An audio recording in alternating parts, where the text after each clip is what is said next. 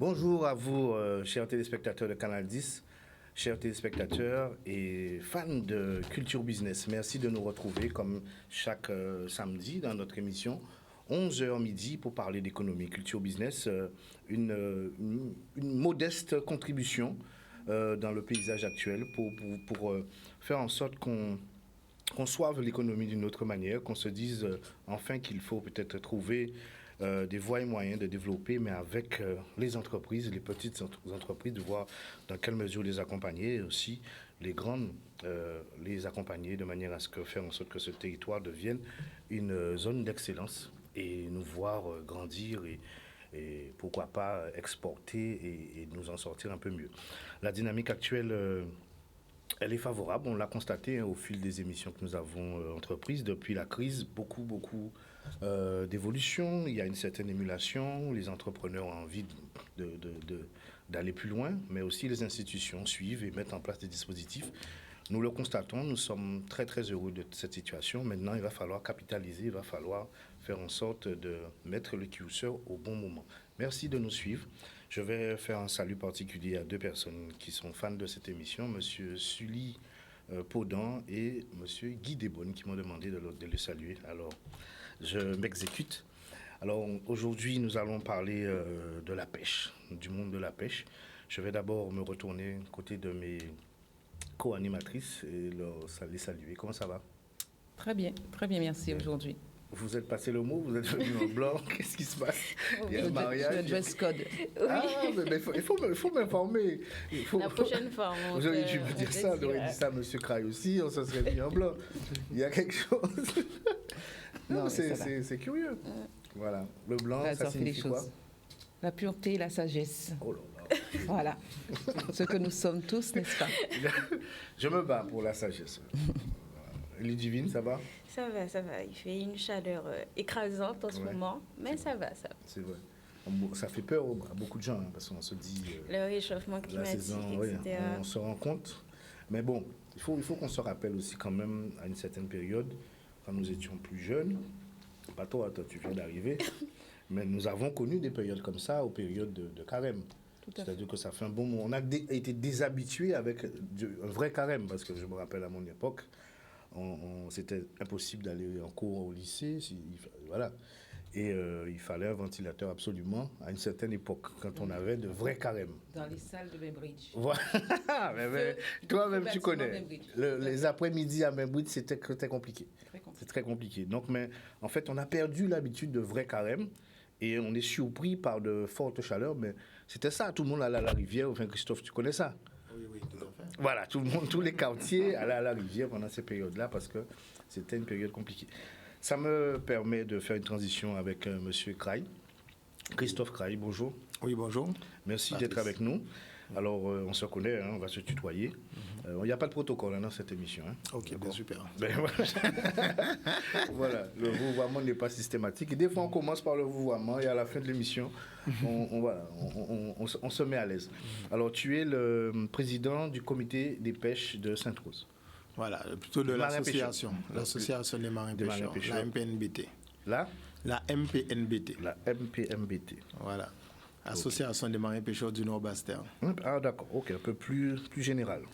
Et alors, je suis fraîchement aussi élu au comité des pêches. D'accord, très bien. Voilà. Alors, nous avions deux autres invités qui malheureusement se sont excusés, qui devaient justement participer au débat.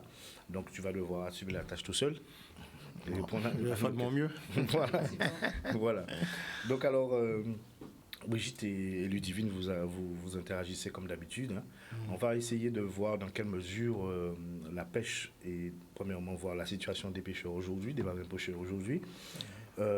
Ensuite, nous allons nous poser la question de votre avenir, de comment solutionner les problématiques que vous rencontrez. Là, avec la crise ukrainienne, vous êtes sûrement impacté puisque la matière première, vous devez aller la chercher en mer. Il y a des difficultés aussi pour aller la récupérer, donc paramètres carburant, comment vous vous en sortez. Au niveau de la jeunesse, toi tu es un jeune marin-pêcheur, est-ce qu'il y a une relève? Est-ce que la pêche fait encore envie? Et nous parlerons aussi de la dimension touristique, puisque nous sommes un territoire de tourisme, et comment les pêcheurs, les marins-pêcheurs, peut-être en activité complémentaire, ça donne à cette pratique, ou bien comment vous voyez cette activité complémentaire, si ça vous intéresse ou pas. On aimerait aussi savoir quel est le rapport aussi avec les marins pêcheurs de la Caraïbe au niveau des réglementations. Comment ça se passe? On sait qu'il y a eu des difficultés à certains moments. Maintenant, est-ce que les choses se sont assainies? Est-ce qu'il y a eu des réglementations qui ont été favorables ou pas? Voilà, on va essayer de brosser un large panel pour comprendre un peu dans quel monde vous vous situez. Et ensuite, nous irons avec ces chères dames qui sont la sagesse incarnée, voir leur chronique et voir ce qu'elles nous ont proposé. Voilà un peu le panel pour aujourd'hui. Alors Christophe, justement, de marin-pêcheur de père en fils, ou bien comment tu... Oui, marin-pêcheur de père en fils, même plus loin que ça, hein. Les grands-oncles, les grands-pères et tout. Donc effectivement, je suis un petit, on va dire, de la famille qui continue à évoluer dans ce milieu. Et il y a aussi un peu toute la famille, frères, sœurs. Ah ouais? Ouais. Qui contribuent, bon, surtout les frères. Hein. Mais les sœurs sont là aussi pour donner un coup de main. Alors tu as une particularité dans ton activité, ou c'est genre ça qu'il y a des pêcheurs qui s'occupent d'une particularité, qui font la scène? Enfin, on va essayer de comprendre un peu comment ça se passe. Effectivement, bon, alors déjà je suis de Sainte-Rose, marin pêcheur de Sainte-Rose. Donc l'avantage à Sainte-Rose, c'est que on a plusieurs marins pêcheurs dans plusieurs secteurs d'activité. Donc dans la pêche, on peut trouver les pêcheurs de DCP, les pêcheurs au filet, les pêcheurs au casier. Donc en gros, on va dire c'est les trois gros secteurs d'activité qu'on trouve dans le milieu. Et en fait, à Sainte-Rose, on a tous les trois. Ah d'accord. Voilà. Mais c'est lié à quoi? C'est le choix du pêcheur, ou c'est par rapport à la zone de travail? Comment ça se décide? En fait, ce qui est bien à Sainte-Rose, c'est qu'on a un grand plateau. D'accord. Donc, on peut... le filet, par exemple, c'est quelque part... C'est un moyen qu'on utilise à pas très haute profondeur. D'accord. Et donc, avec notre plateau continental, ça nous permet de travailler dans les profondeurs de à peu près 30 mètres, maximum 40, 50, 60 mètres. Et donc, du coup, à Sainte-Rose, on est privilégié, comme certaines communes comme Saint-François. Donc, effectivement, là, c'est la géographie qui nous permet, en gros, de pratiquer cette pêche-là.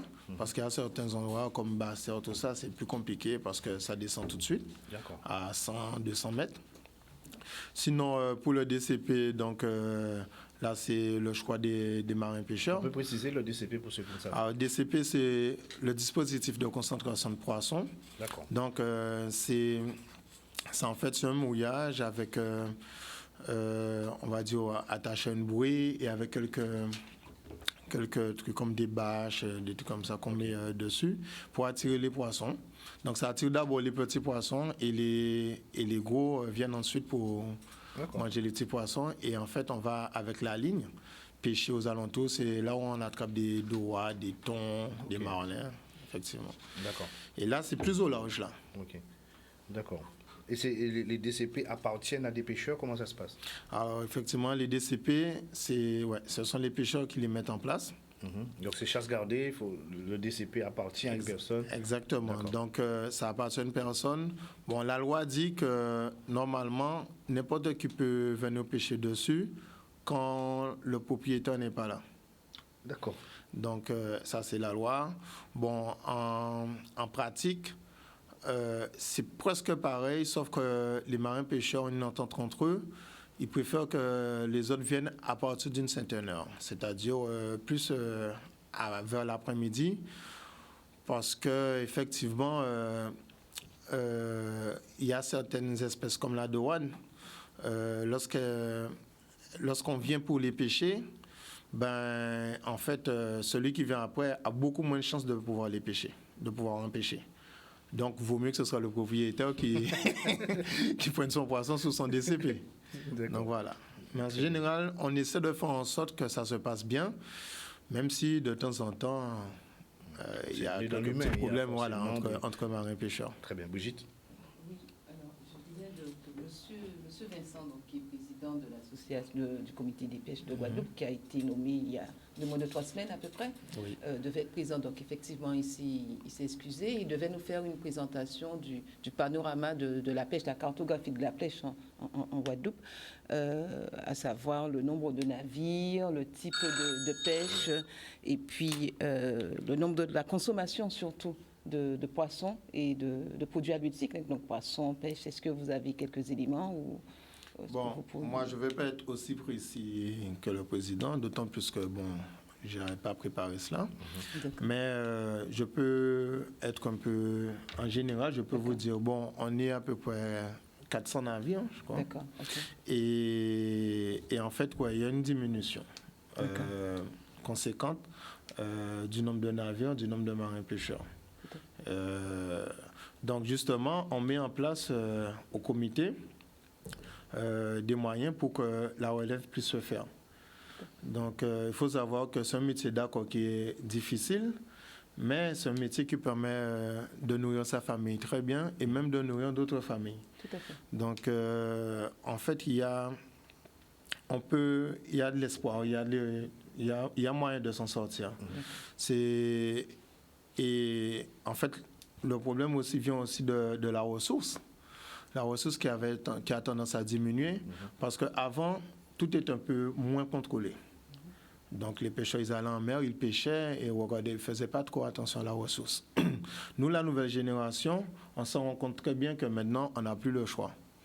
Donc on met en place des moyens et on a des idées, des projets pour préserver la ressource, telles que les zones de cantonnement. On est en pleine discussion là-dessus. Les zones de cantonnement, c'est-à-dire qu'on aura le droit de pêcher dans une partie, enfin un secteur, et pas dans l'autre.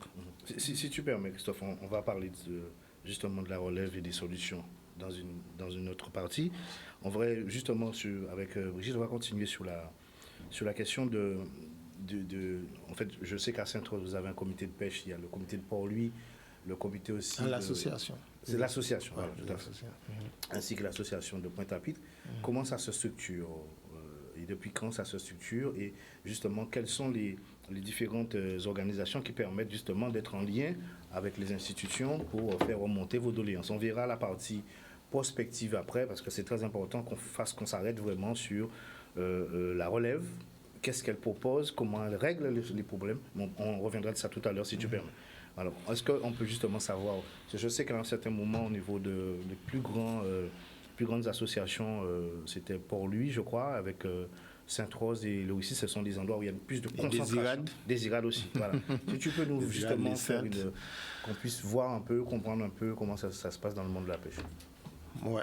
Donc, en fait, les associations, je pense que c'est venu des marins pêcheurs eux-mêmes, parce que pour pouvoir être bien représenté auprès des institutions, vaut mieux avoir des personnes type qui nous représentent. Donc les présidents avec leur délégation. Et donc du coup, les marins pêcheurs, bon, je pense qu'ils ont compris que la force même, il fallait être réunis pour avoir la force pour pouvoir parler justement aux institutions. Voilà. Et donc du coup, je pense que moi, à Sainte-Rose, l'association existe depuis 2001. Depuis 2001, mais elle était en sommeil et on l'a repris en 2016. C'est pour dire qu'en fait, même si certaines associations existaient, les marins pêcheurs n'adhéraient pas forcément, enfin la plupart. Maintenant, on se rend compte que c'est pratiquement indispensable. Comme on dit, il faut structurer la pêche, il faut structurer de manière à ce que nous ayons un bon résultat, comme on dit, pour revenir à la préservation de la ressource, pour le prix du carburant, tout ça. Il faut être solidaire pour pouvoir se battre. Donc, il y a certaines associations, je suppose, qui ont perdu depuis longtemps, parce que, par exemple, celle des Iliens, parce que, bon, à la Désirade, par exemple, la plupart des familles sont dans le milieu de la pêche. Donc, je pense que ça a toujours existé. Mais effectivement, on voit que la pêche se structure de plus en plus avec les jeunes. Et donc, du coup, même au niveau par exemple, le comité, en fait, tout ça, je pense que a de plus en plus de force et d'impact en Guadeloupe dans toutes les instances. Donc, voilà. Très bien. Vas-y. Alors effectivement, on a pu constater, ça faisait partie du programme, en tout cas du comité lors des dernières élections, la structuration du métier de marin-pêcheur et de tous les autres métiers. C'est l'un des chevals de bataille donc, de l'actuelle équipe et des équipes résidentes. La modernisation aussi de la flotte de pêche, puisque vous rencontrez un certain nombre de difficultés, notamment le financement des navires.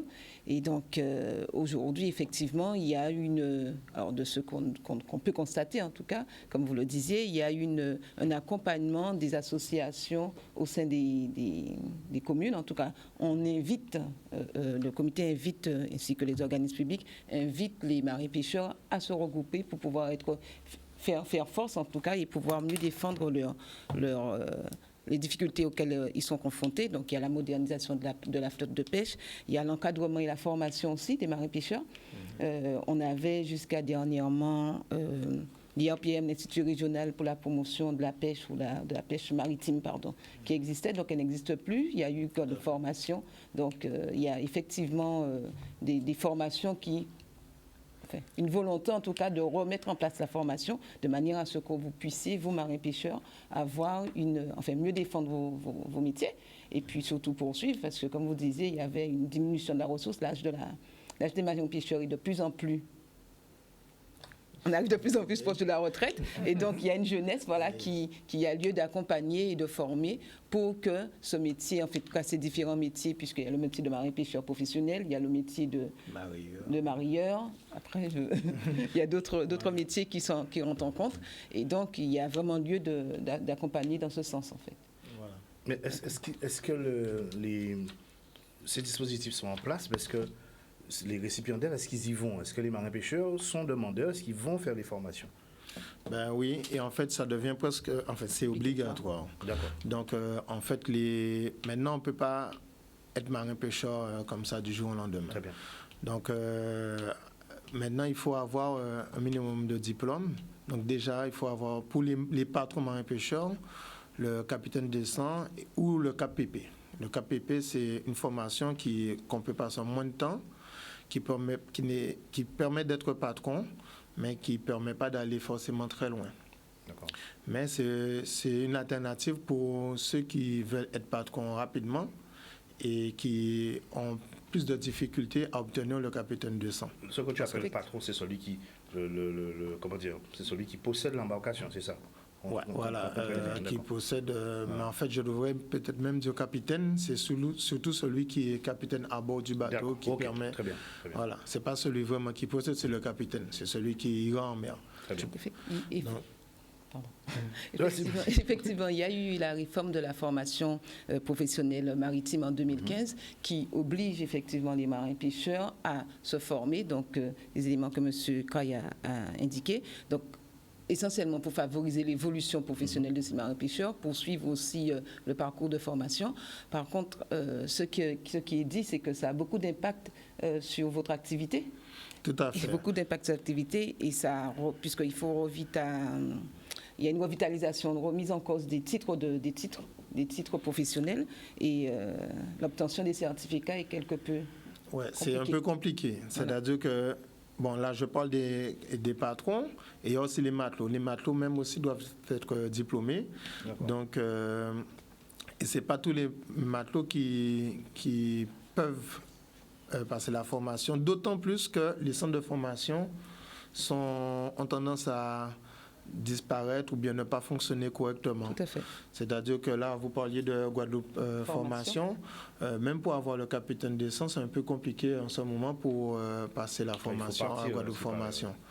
Donc, et on a des privés et qui, eux, demandent, par exemple, qu'on paye directement et tout de suite, ce qui n'est pas dans la capacité de tout le monde. C'est dans quel ordre de prix ce type de formation?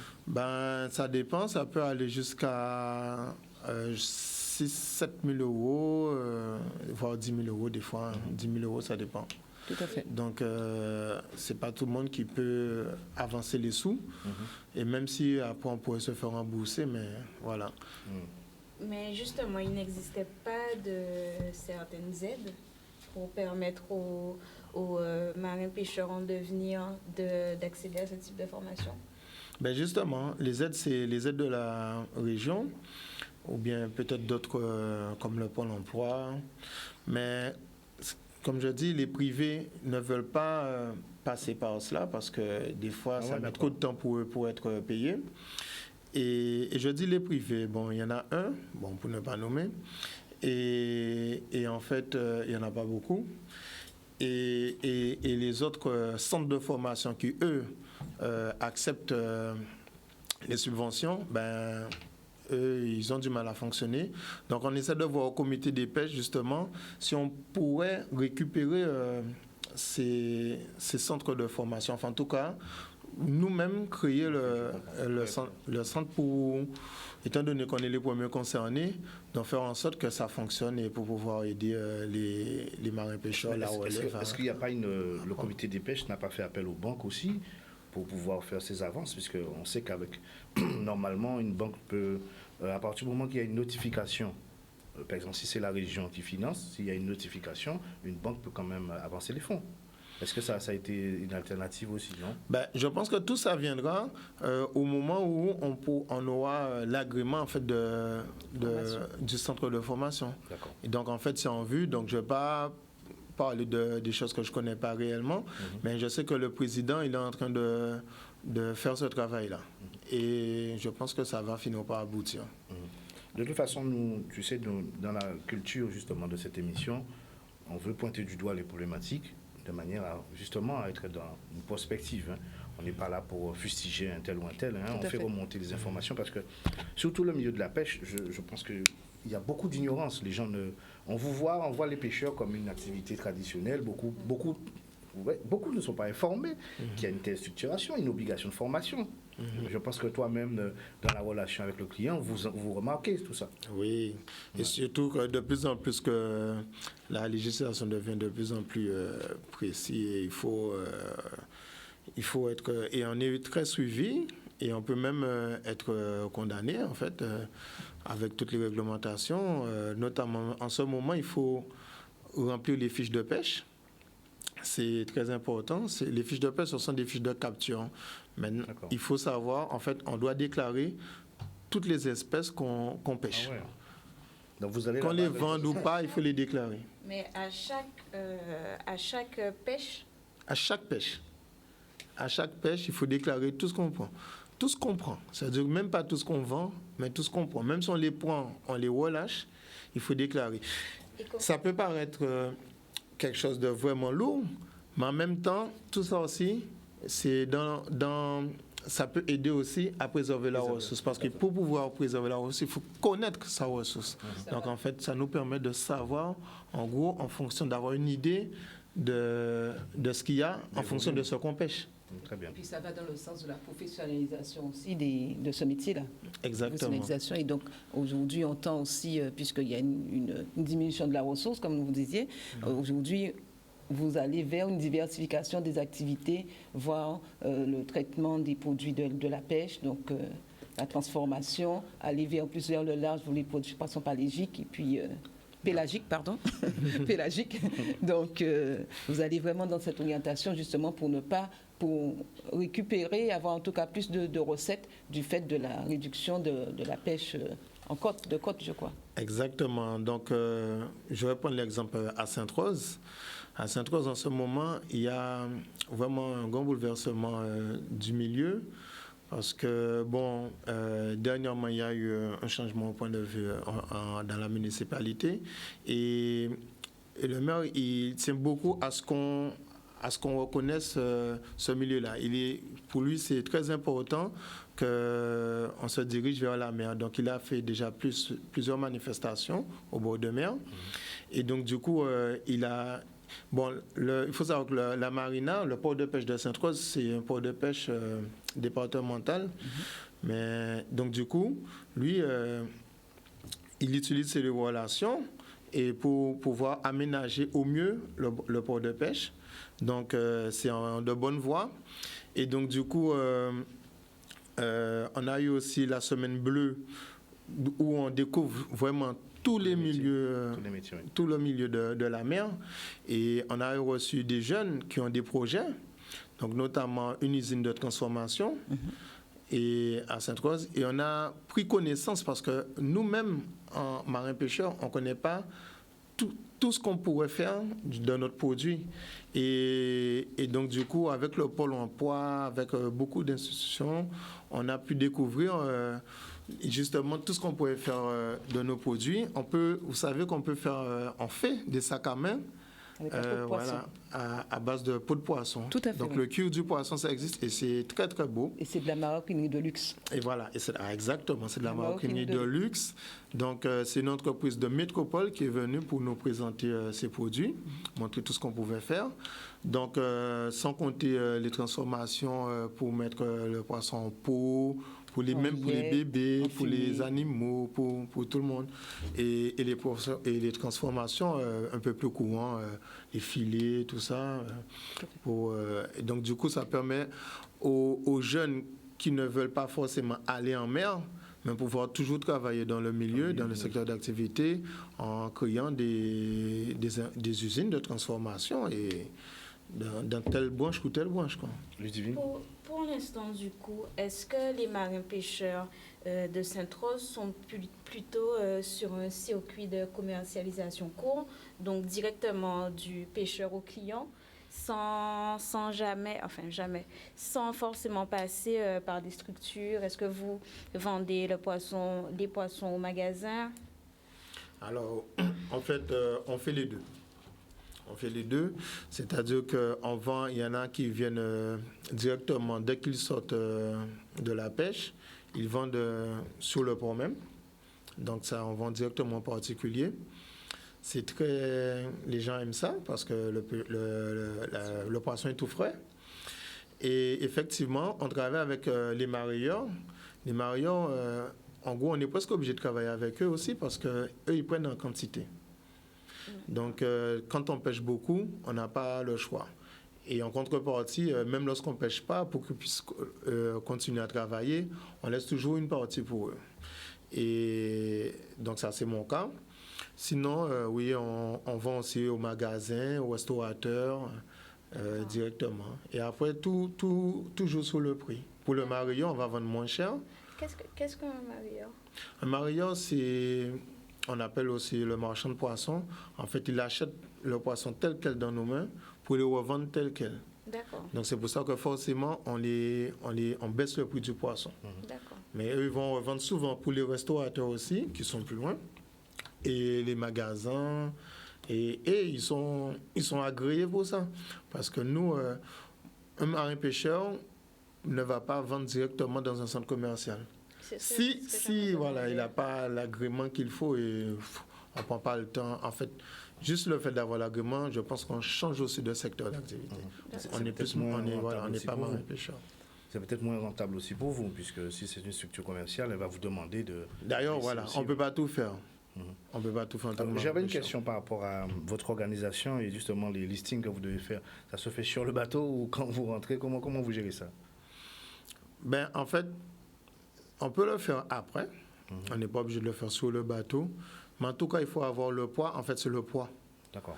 Donc, en fait, tout est classifié. Ce sont des codes. Chaque type de poisson, donc nous, on a leur nom, mais en fait, ce sont des codes. C'est-à-dire, je ne sais pas, pour le chat, c'est tout... Enfin, j'oublie même le nom, le code.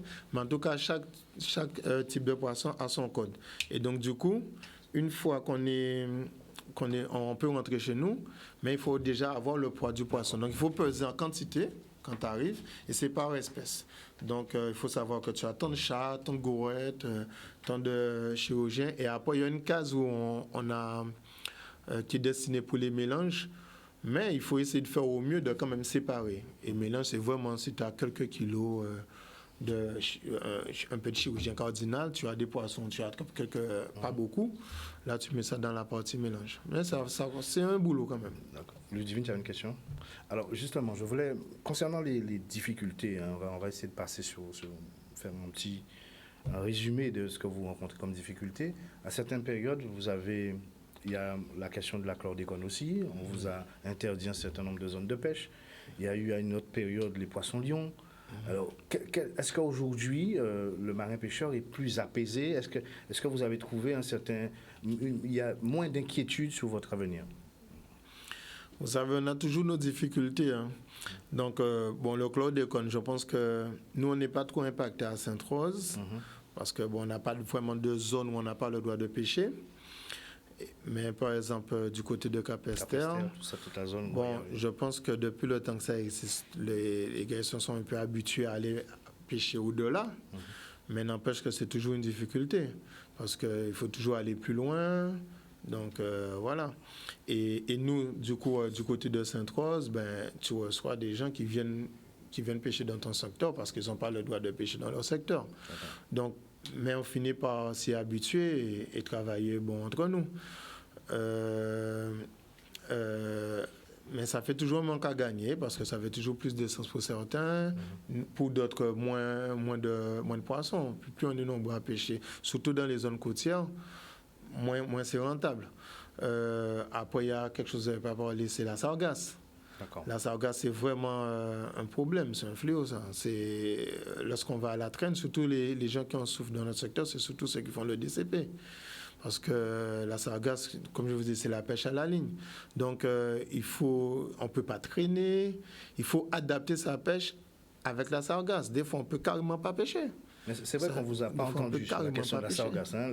On n'a pas eu l'impression que ça vous a gêné. On a entendu beaucoup les gens du tourisme, etc., les mairies parler. Mais ça, c'est un gros problème, justement. Ça, il faut le dire. C'est-à-dire qu'on est... Alors, donc, les touristes, on voit le problème tout de suite parce que, avec l'odeur, tout ça... la plage, on ne peut pas aller se baigner. Donc, c'est vraiment apparent. Mais c'est un gros problème pour les marins pêcheurs quand la sargasse arrive. On ne peut pas aller en mer. Il n'y a aucun dispositif qui est mis en place par la mairie, je ne sais pas, vous ne pouvez solliciter personne? Je suppose que oui. Et justement, c'est en cours. C'est en cours. On en a discuté justement avec le président récemment parce qu'on sait que certains bénéficient de 36 millions d'euros à cause du problème de la sargasse et pas nous. Par les marins pêcheurs, on est vraiment impactés. Vous êtes les premiers impactés. Déjà, on est les premiers, parce que c'est nous que direct, comme je vous dis, quand la sargasse est aussi épaisse, on ne peut pas pêcher, ça abîme nos moteurs même. Tu vois, c'est l'usure, c'est pas d'un coup ça va casser. À chaque fois, lorsqu'on navigue, il faut arrêter le moteur, enlever la sargasse, des hélices, repartir. Des fois, ça chauffe parce que ça rentre dans le circuit de refroidissement. Donc, du coup, ça pose vraiment problème. Et pendant qu'on parle du DCP, on a aussi un gros courant qui est passé, qui a arraché pas mal de DCP. Je pense que, justement, on va se faire entendre et voir si on peut faire quelque chose pour les marins pêcheurs. Alors, justement... Pardon. Alors justement, dans le financement, quand vous voulez renouveler votre flotte de pêche, vos navires, vos matériaux, etc., il y a un certain nombre de dispositifs d'aide publique, en tout cas, qui existent, tels que le FEAMP, le Fonds européen des affaires maritimes et de la pêche. Est-ce que, alors, on connaît les difficultés d'une manière générale que tout entrepreneur a pour pouvoir solliciter des fonds et recevoir les fonds. Entre le moment où il sollicite les fonds, il dépose son dossier, et le moment où il reçoit l'aide à laquelle il peut prétendre, en tout cas, il y a un fort laps de temps. Est-ce que vous, au sein du comité, puisque vous êtes membre du comité, est-ce que c'est une démarche qui est mise en place pour pouvoir accompagner justement les marins pêcheurs à solliciter le FEAMP pour encore à monter des dossiers? Est-ce qu'il y a des discussions autour de ce sujet? Alors, je sais qu'au comité des pêches, maintenant, en fait, on a mis en place un dispositif avec quelques administratifs qui sont là justement pour aider les marins-pêcheurs à monter leur dossier. Parfait. Parce que déjà là, il y avait un souci. Ce n'est pas tous les marins-pêcheurs qui pouvaient Solliciter monter. les fonds. Voilà, exactement. Le délai, ça dépend pas de nous. Oui. Ça dépend plutôt des organismes payeurs, enfin, et ceux qui donnent la subvention, tels que la région, tout ça. Donc des fois, effectivement, c'est un problème. Parce qu'il faut avancer. Il faut savoir que souvent les subventions, on les donne sur facture acquittée. Donc il faut pouvoir avancer les fonds et ensuite on se fait rembourser. Donc ça aussi, il faut trouver un bon terrain d'entente avec la banque pour qu'ils puissent nous aider ou sinon avoir ses fonds propres, ce qui n'est pas évident. Voilà. Tout à fait. Exactement. Voilà. Alors, on va parler de la vente maintenant, puisque on entend des fois sur des médias où les gens se plaignent du prix du poisson. Aujourd'hui, quel est le montant d'un kilo de poisson? En moyenne, un kilo de poisson, c'est 12 euros. Bon, je parle de Sainte-Rose, ça peut être entre 12 et 14 euros. Le kilo de poisson normal. Après, il y a les pélagiques, c'est-à-dire la dorade et le thon. Le prix varie. Le prix varie en fonction de la pêche. Donc, ça dépend vous pouvez comprendre, quand il y a beaucoup, le prix descend, malheureusement, très très bas des fois. Et quand il y en a moins, bon, ça augmente. Pour le bonheur des consommateurs. Mais par rapport à justement les problématiques qu'on a, la crise ukrainienne et tout ça, est-ce qu'il y a des répercussions sur vous, sur la question du prix du carburant? Il y a des mesures aussi qui ont été mises en place. Est-ce que vous en profitez? Des dispositifs? Alors, pour le prix du carburant, je ne sais pas vraiment. Oui, ça a augmenté, mais je ne sais pas si c'est vraiment à cause de la guerre de l'Ukraine. Ça a augmenté depuis un certain temps, mais je ne sais pas. Je ne vais pas dire qu'il y a une relation directe. Par contre, pour le prix du matériel, oui. D'accord. Donc, on sait très bien que maintenant, tout augmente. Alors, on va savoir si c'est maintenant parce que tout le monde en profite pour augmenter leur prix du fait qu'on sait qu'il y a eu cette guerre, ou si c'est vraiment justifié. Mais effectivement, le prix du matériel a nettement augmenté, pratiquement doublé dans certains cas. D'accord, très bien. Donc, alors, on subit réellement. Ah ben, de toute façon, il faut... Alors, justement, je voulais qu'on parle aussi au niveau parce qu'avec Brigitte, on a parlé des questions d'achat de matériel et tout ça. Est-ce que aujourd'hui, on parle beaucoup de sauver la planète? Il y a aussi des initiatives concernant les embarcations électriques. Est-ce qu'au niveau du comité des pêches, est-ce que vous, marins-pêcheurs, vous avez déjà un regard sur tout ce qu'on appelle les embarcations électriques qui vont peut-être vous permettre d'avoir d'autres perspectives à partir du moment où on n'aura pas la charge de carburant? Est-ce que c'est envisagé ou pas? Je sais qu'on en discute entre nous. Je ne sais pas à quel niveau est le comité des pêches avec l'Europe. Souvent, on discute avec l'Europe pour ça. Mais pour l'instant, je sais que c'est pas évident. C'est pas évident parce que nous, en mer, on a besoin, en tout cas au plan local, on a besoin de rapidité, de puissance. Et il faut être rentable. Il faut être rentable économiquement parlant. Et donc, pour l'instant, il faut pouvoir aussi pouvoir porter de la charge. Donc, on essaie on en discute, mais pour l'instant, on n'a pas encore arrêté de décision. Voilà, un projet. Mais il y a un regard sur cette opportunité. Exactement. Très bien. Alors, on va bientôt devoir conclure. Alors, j'aimerais voir avec toi sur la question du tourisme, sur la question de la prospection, comment Brigitte a parlé d'activités complémentaires.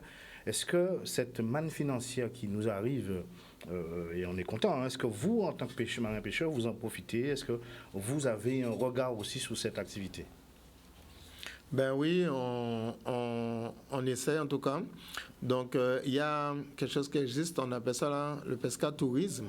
C'est-à-dire, c'est un moyen de permettre aux marins-pêcheurs d'embarquer des touristes pour faire visiter sa pêche.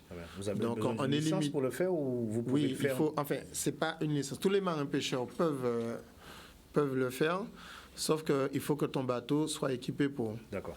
Ok. Donc là, c'est là où des fois ça pose problème. Et on est limité à 6 personnes. D'accord.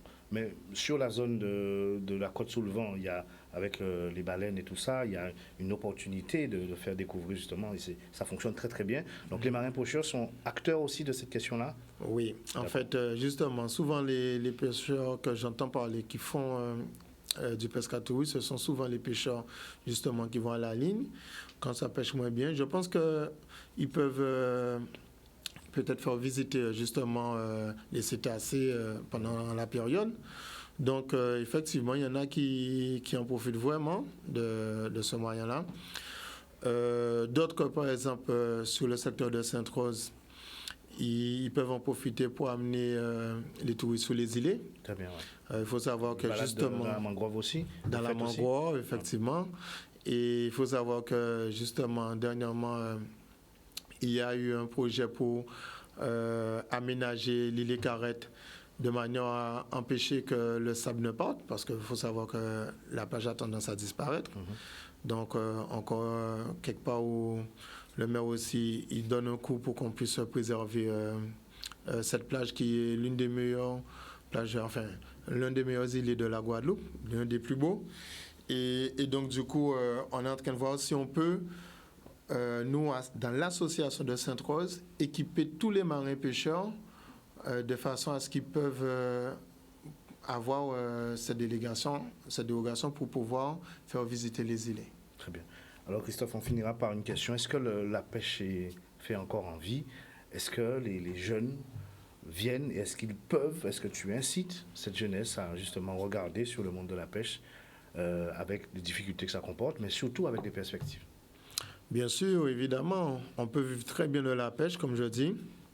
C'est juste que nous, il faut structurer, donc pour aider les pêcheurs à aller mieux dans leur secteur d'activité. Mais effectivement, on arrive très bien à s'en sortir. J'encourage les jeunes à venir.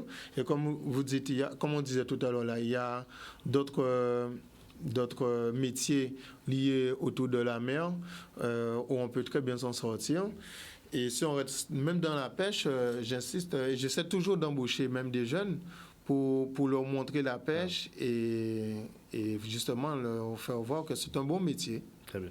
Pourquoi pas les jeunes de 3e là, pour le fameux stage?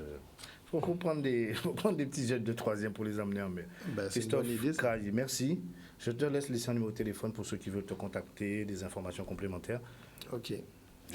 À toi, ton numéro de téléphone. Alors c'est 06 90 98 22 26. Voilà, Monsieur Kraï, qui est le président de l'Association des marins pêcheurs de Sainte-Rose. Merci de ta venue et merci vraiment pour toutes ces informations. Je pense qu'on a appris pas mal de choses. Hein. Alors maintenant, c'est à toi, Ludivine, pour nous présenter ton invité.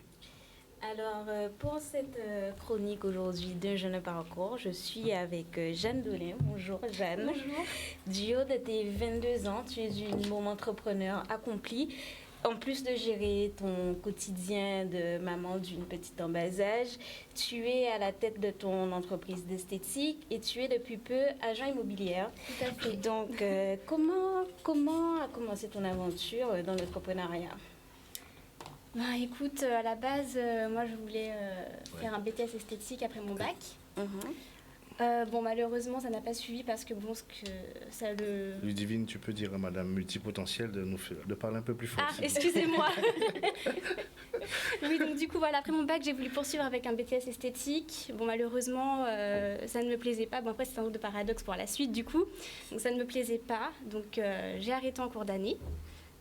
Entre-temps, j'ai juste tombé enceinte de ma fille. Et en fait, je m'étais déjà inscrite pour poursuivre un autre BTS en septembre, du coup, pour faire un BTS commerce international. Donc voilà, pendant ma grossesse, j'ai quand même fait ma rentrée de commerce international. J'y suis allée, voilà, j'ai accouché, j'ai poursuivi aussi après. Mais bon, malheureusement, j'ai bien vu que ça ne pouvait pas le faire. Gérer un bébé qui vient de naître, plus les études, c'était vraiment, voilà. La gestion était compliquée. Voilà. Et donc, du coup, c'est à ce moment-là que tu as pris une pause voilà.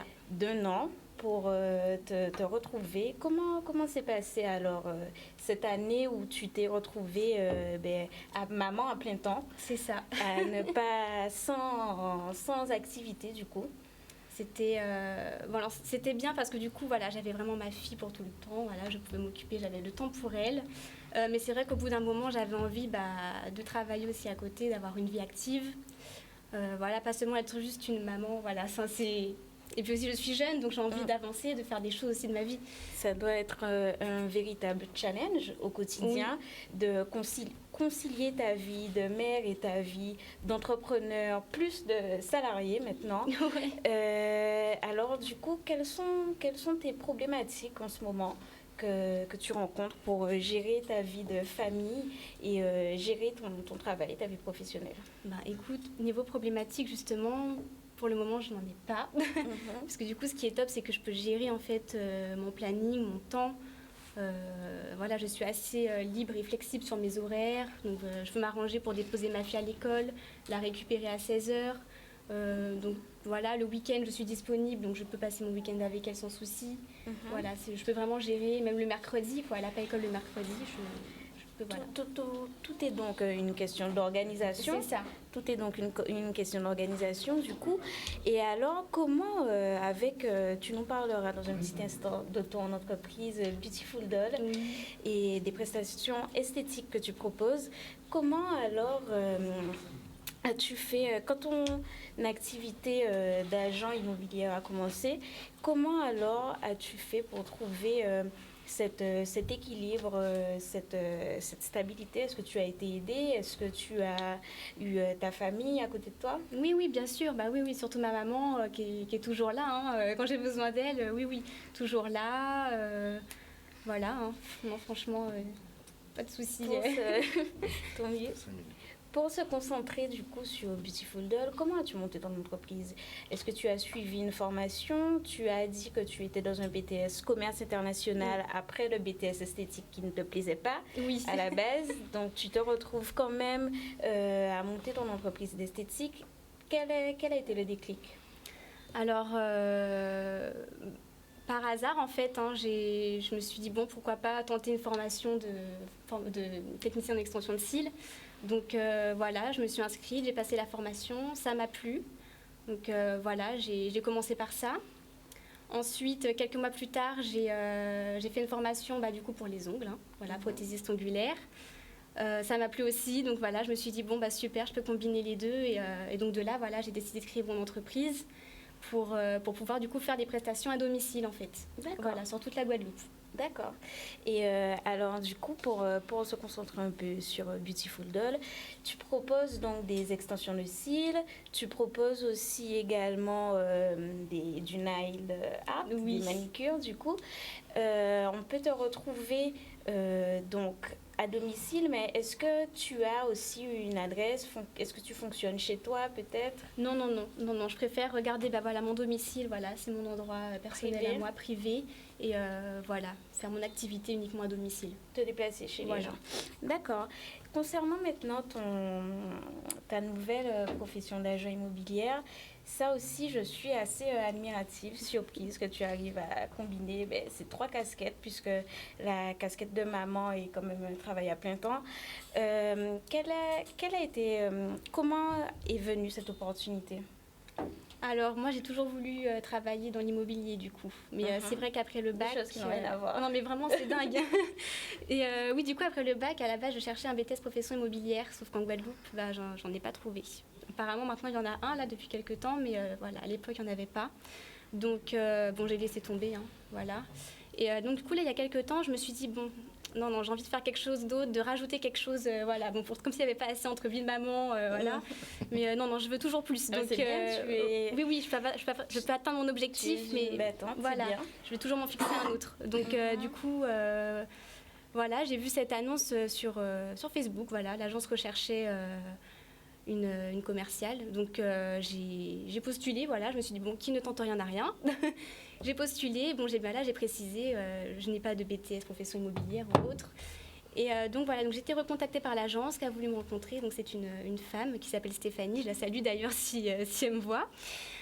Donc Stéphanie m'a dit qu'en fait, il n'y a aucun souci, qu'elle acceptait de me former sur le terrain, etc., et de m'apprendre le métier. Donc voilà, c'était vraiment une opportunité en or, en fait, pour moi, et je ne la remercierai jamais assez, quoi. Enfin, c'est vraiment super. Donc voilà, du coup, c'est parti de là, et depuis, voilà, je travaille dans l'agence, et c'est super, ça me plaît. Tu organises donc ton temps maintenant entre ton entreprise, ta fille et l'agence. Voilà. Est-ce que tu aurais, alors, d'une première part, où pourrions-nous te retrouver?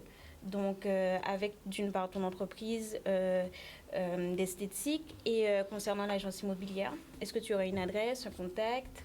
Alors du coup, je cumule le même numéro en fait pour les deux activités. Donc, est-ce que je peux le... Oui, bien alors sûr. du coup, le numéro c'est 06 90 14 70 84. D'accord. Voilà. Aussi, j'ai un compte Instagram, Beautiful Doll. Bon, c'est un petit peu difficile à épeler, mais bon, du coup, voilà. Oui, on le mettra bien sûr. Et concernant l'agence immobilière? Donc, concernant l'agence immobilière, on est situé à Sainte-Rose, donc dans le bourg, en face des pompiers, pour ceux qui connaissent. Voilà. Sainte-Rose en Valeur aujourd'hui. Oui. Donc voilà, je suis vraiment admirative pour le coup de ta débrouillardise, du fait que tu sois aussi, je ne sais pas si ça se dit d'ailleurs, débrouillardise. Oui, tout se dit chez nous. Du fait que tu sois aussi vaillante, malgré ton jeune âge, que tu mènes tes 3 casquettes de front. Est-ce que, pour terminer, est-ce que tu aurais un conseil à donner pour concilier entrepreneuriat et maternité? Un conseil, croyez en vous déjà, ça c'est le premier truc, il faut toujours croire en soi. Même pour les jeunes mamans, parce que je me dis, bon, il y a peut-être des jeunes mamans qui me regardent. Moi, j'ai ma fille à 19 ans, donc voilà. Mais ne jamais baisser les bras, toujours se dire qu'on va y arriver, parce qu'il y a toujours des gens qui vont critiquer forcément ou autre. Donc toujours se dire, voilà, on peut le faire, croire en soi et voilà. Je te remercie, Jeanne. Merci d'être venue nous parler de ton activité aujourd'hui. Pour te contacter, tes adresses seront disponibles sur les réseaux de Culture Business, comme d'habitude. Et je te laisse conclure, Patrice. Merci. Merci à Jeanne, bravo pour ton parcours. Hein. Bravo. Merci. Bravo. Femme solide. Merci. Alors Christophe, merci.